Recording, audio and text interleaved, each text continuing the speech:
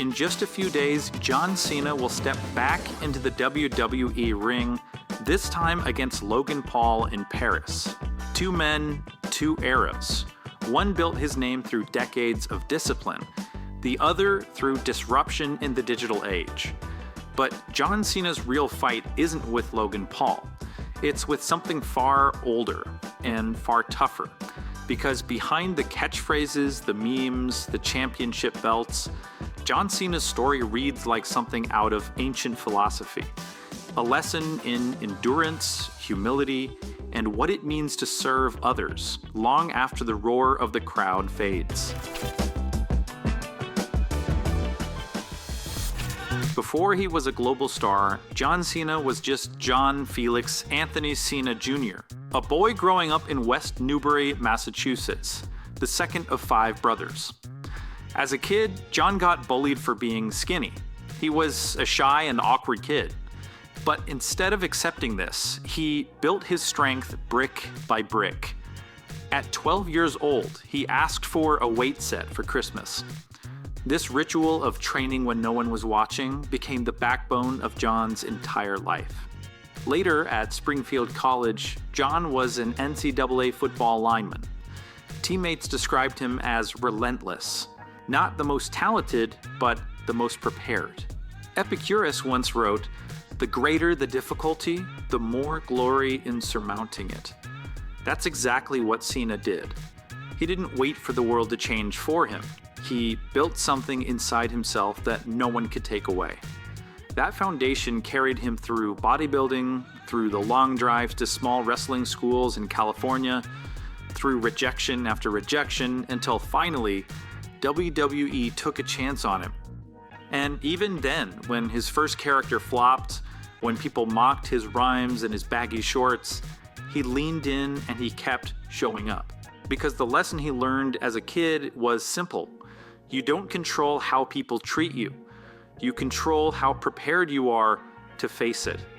If there's one thing no one disputes, it's that John Cena's work ethic is insane. 4 a.m. workouts, years on the road with no off-season, performing through torn muscles and broken bones. John once said, "I don't have balance, I have passion. And passion doesn't take a day off." This echoes Seneca, who wrote, "Life is long if you know how to use it." The Stoics remind us, your time is your most valuable resource. And John Cena has always treated his hours as sacred.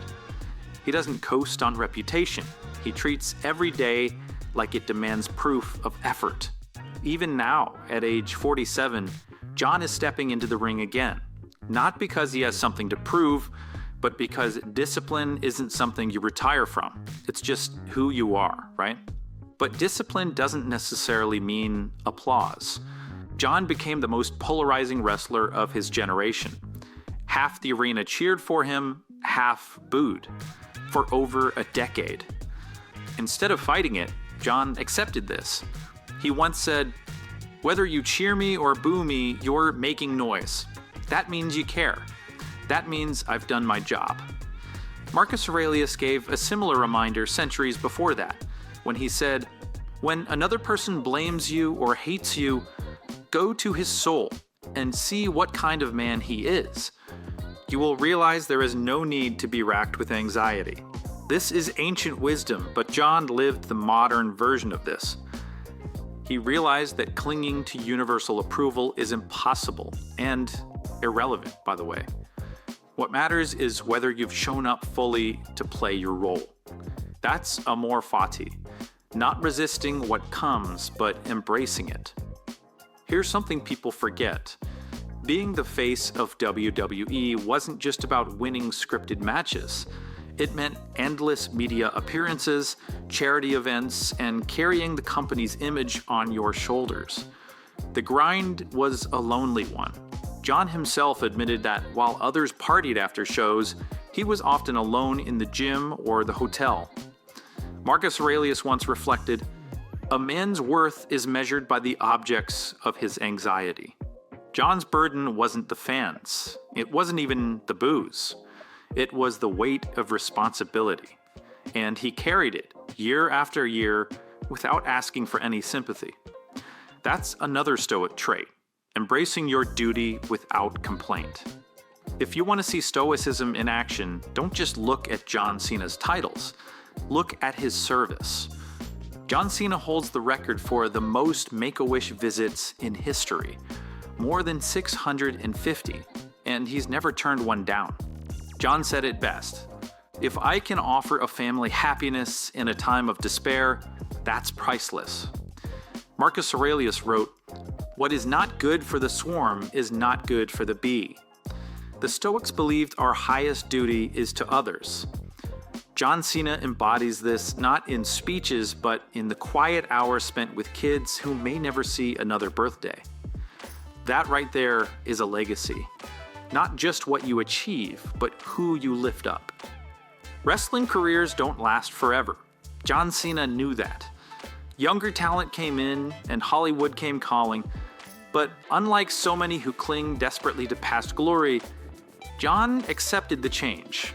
He started small, comedic roles in films like Trainwreck. People laughed at him, and not always in a kind way. But he kept showing up, just like before. He learned from it, he got better, and over time he became a respected actor, starring in Suicide Squad and Peacemaker. Cato once said, "The wise man is always similar to himself." Circumstances change, titles change, but character is something that should remain steady. John Cena's consistency is in his discipline, reliability, and service. Whether in jean shorts, in a suit, or on a movie set, John's the same man, just expressed differently. And so as Clash in Paris approaches, the headlines will frame it as Cena versus Logan Paul, old guard versus new guard. But the deeper rivalry isn't between two men, it's between permanence and impermanence, between the urge to cling to what we've been and the courage to evolve into what we must become. Epicurus once wrote, "Do not spoil what you have by desiring what you don't have." John Cena knows he can't rewind time. He can't be 25 again. But what he can do is show up fully one more time. Not to prove anything, but to live in alignment with the discipline that made him who he is. Logan Paul represents disruption, the chase for viral relevance. John Cena represents endurance, the grind that doesn't need to be filmed to matter. Together, they show us two worldviews colliding in one ring. So what can we take away from this and apply to our lives today? Here are 5 Stoic lessons from John Cena's life. Number 1, build from within. Strength begins inside. Don't wait for the world to change before you do. Number 2, treat time as sacred. Like John's 4 a.m. training, each day is a chance to live your values. Number 3, endure the reactions. You'll never win universal praise. You don't need to. Number 4, serve beyond yourself, and this one is key. Legacy isn't applause, it's in the lives you've touched. And number 5, carry your duty quietly. True strength is doing the work, even when no one takes notice. So here's my question to you. What's the Logan Paul in your life? And what would it look like to step into that arena? Not chasing the applause or the reactions, not fearing the boos, but grounded in what you've trained yourself to be.